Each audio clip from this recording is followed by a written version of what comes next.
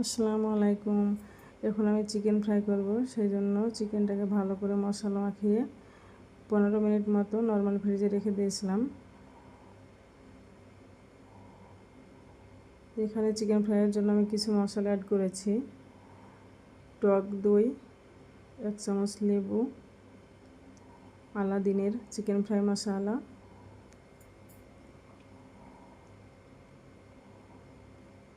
একটা গরম মশলা, একটু দারুচিনি আর একটু স্টার ফুল দিয়েছি।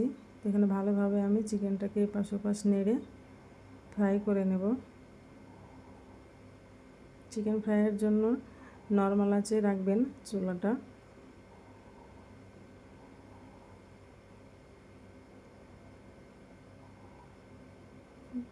চার থেকে 5 মিনিট ভাজার পরে দেখেন চিকেনটা কেমন কালার চেঞ্জ হয়ে এসেছে।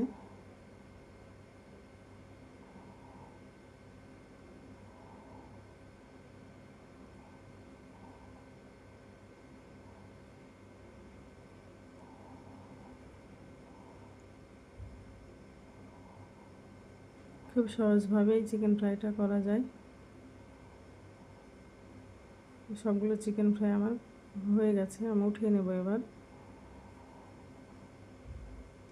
আল্লাহ হাফিজ।